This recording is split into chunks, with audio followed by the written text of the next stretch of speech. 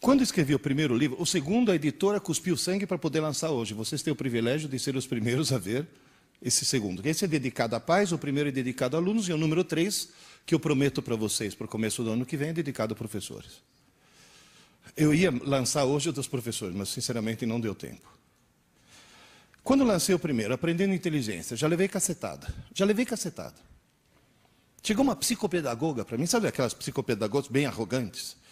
Desde quando inteligência se aprende? Eu falei, no seu caso, nunca. Agora, no caso dos meus alunos, existe essa possibilidade. Antigamente, se achava que inteligência fosse uma questão de nascença, certo? Fosse uma questão genética. Tanto é que há estudos que mostram que filhos de pais inteligentes são mais inteligentes. Só que o estudo mostra que isso vale mesmo que o filho seja adotivo. Ou seja, o ambiente é fundamental. Então, hoje, as neurociências já mostram. Tem cara que fala, desculpe, isso não é físico, sou. Só que como eu dei aula de computação durante muito tempo, eu dei aula durante muito tempo de inteligência artificial e configuração de redes neurais, eu me vi obrigado a estudar o cérebro humano. Que é o único computador que realmente pensa, por enquanto. Então, na realidade, as neurociências mostram hoje em dia o quê? Que inteligência, talento e vocação são qualidades aprendidas. Bom, mas de qualquer forma, só para resumir, é bom que todos nós tomemos consciência que na nossa frente nós temos uma escada, chamada escada da inteligência. Todos nós, em qualquer idade, podemos subir essa escada. É lógico que ela vai subir muito mais rapidamente do que você, em função da idade, mas todo mundo sobe a escada. Todo mundo consegue subir, só que tem um pequeno problema. Os degraus diários são baixinhos.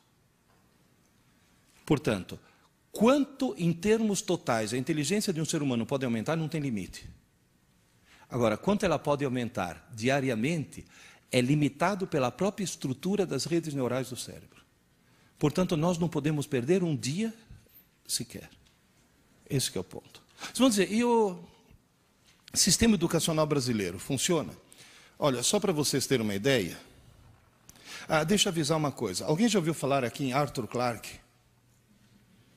Arthur Clarke. Morreu 6 meses atrás. Que, aliás, me faz um favor, né?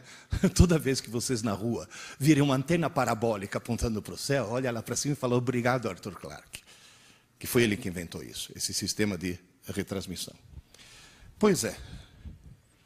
O Arthur Clarke tinha uma frase que dizia, eu assisti uma conferência dele em Cambridge, em 1900 e tralalá.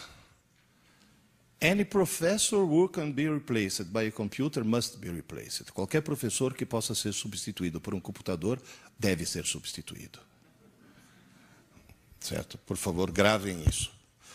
Se você for fazer um teste de QI na humanidade, seja, quantas pessoas, qual é o número de pessoas que têm um certo QI, vai dar a famosa curva em forma de sino, que mostra o quê? Que umas poucas pessoas têm um QI muito baixo, umas poucas pessoas têm um QI muito alto, e o chamado QI normal é 100. Que cá entre nós, não é lá grande coisa, né? Porque quem tem um QI 100 está acima de metade da população, mas está abaixo da outra metade. Pois é, foi feito um teste de QI na população da Inglaterra. QI médio dos ingleses, 100. Ou seja, os ingleses têm a mesma distribuição normal que a população mundial tem. QI médio dos norte-americanos, 98. Eles são normais também. Eu desconfio que era para dar 100, na última hora incluir o Bush, então caiu para 98. QI médio dos japoneses, 113. Muito acima da média. E mais uma vez, tire esse sorrisinho dos seus lábios, que é só japonês do Japão que tem esse. QI médio dos brasileiros, 87.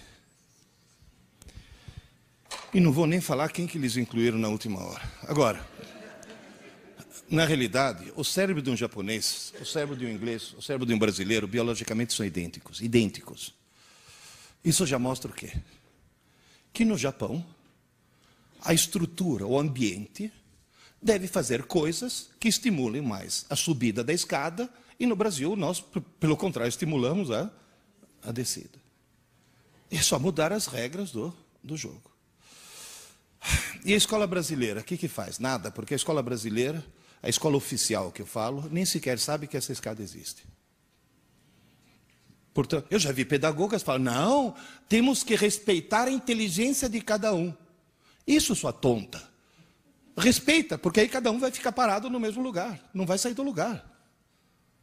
Porque as pessoas não percebem que tem que haver estímulo para que haja esse... As pessoas nem sequer acreditam que possa haver esse crescimento. Tanto é que quando foi feito o PISA, alguém já entrou no site lá para ver o resultado do exame PISA? PISA, 41 países. Em 2003 teve 41 países participando do exame PISA. Brasil inclusive. Jovens de 15 anos. Foram testados os vários tipos de inteligências. Que, aliás, é palavra tabu, né, na pedagogia. Porque na pedagogia você fala competências e habilidades. Porque usar a palavra inteligência seria extremamente preconceituoso se inteligência fosse uma coisa genética. Então foram medidos vários tipos de inteligências. Alunos brasileiros vindo de escolas públicas e boas escolas particulares. 41 países. 41 países. A melhor colocação num dos quesitos dos alunos brasileiros, aquela que eles se deram melhor, eles tiraram 4º lugar, de trás para frente. Nós somos antepenúltimo. Na maioria nós somos penúltimos. Inteligência matemática não. Nós somos os últimos. Decididamente os últimos. Toda manhã quando eu acordo, eu levanto os olhos aos céus e falo, obrigado, Senhor, por ter criado a Tunísia. Muito obrigado por fazer a Tunísia existir. Porque se não fosse a Tunísia, nós seríamos o pior sistema educacional do mundo. Pero lo que hacen los argentinos, porque están tan arriba de nosotros? Simples. Por que tem muita gente chegando atrasado? Porque o trânsito de São Paulo é horrível. E por que o trânsito de São Paulo é... Não, tem gente que chegou adiantado porque acreditou no horário do Windows. Agora, que mudou o horário de verão antes da hora.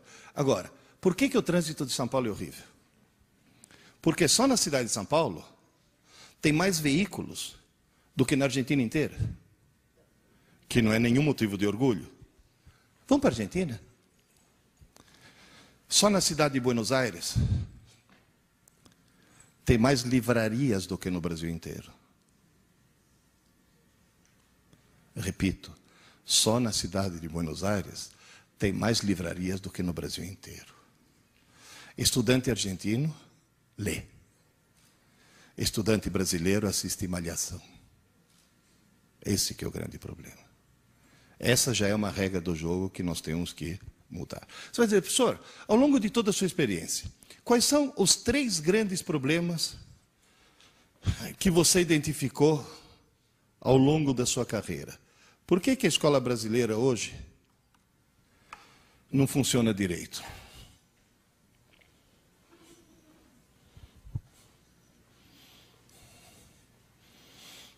Hoje o aluno se sente no direito de conversar durante a aula. Você chama a atenção de um aluno? Se você chamar a atenção meio rudemente, você corre até o risco de ser processado. Há alguns anos eu fiz uma besteira. Aqui perto abriram um colégio novo. E um amigo meu falou, Pierre, abriu um colégio novo, eu sou diretor, você vai ser um dos nossos professores. Eu falei, desculpe, não tenho tempo. Você vai dar aula um ano só para dar o pontapé inicial. Eu falei, desculpe, não tenho tempo. Pierre, você não consegue uma manhã por semana? Eu falei, não tenho tempo. Pierre, o dono do colégio vai ficar muito decepcionado. Ele já tinha reservado para você uma manhã por semana, $3.000 por mês. Falei, quarta-feira. Quarta-feira, lembrei agora que tem Olha, gente, como me arrependo. Sabe, eu ia dirigindo para essa escola, pensando assim, há 65 milhões de anos. Um pequeno cometa, não era nem muito grande, caiu no México, conseguiu extinguir todos os dinossauros. Não podia cair uma pedrinha nesse colégio para extinguir esses desgraçados, para não ter que dar aula para esses caras. Porque vocês vão dizer, no cursinho não tem problema. No cursinho eu tenho salas de 200 alunos, nunca precisei botar um aluno para fora de sala. É lógico. Eles perceberam que jogaram na lata do lixo 7 anos de escola, estão tentando recuperar em 10 meses. Esse que é o problema. Você imagina, no meio de uma aula, ter que parar a aula e falar, vocês duas aí, dá para parar? Sabe o que eu escutei? Ai, professor, a gente estava só conversando.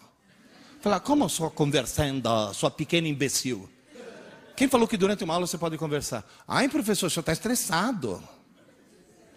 Não é essa a reação? No meio de uma aula, eu estou dando aula de física, viro, estava todo mundo prestando atenção. Falei, Deus existe, né? E de repente, olha, assim, tem uma menina lá no fundo assim. Falei, filha, se liga, vai, presta atenção você também. Ai, professor, hoje não dá, estou na fossa. Falei, você está o quê? Ai, professor, estou na fossa, meu namorado me largou. Falei, fez bem. Fez bem, porque se teu namorado não tivesse largado, você corria o risco de casar com ele, ter filhos e propagar o gene da estupidez gerações afora. Porque alguém que assiste aula assim não pode se reproduzir. Você vai poluir o pool genético da humanidade. Alguém que assiste aula assim tem que chamar o veterinário e mandar castrar.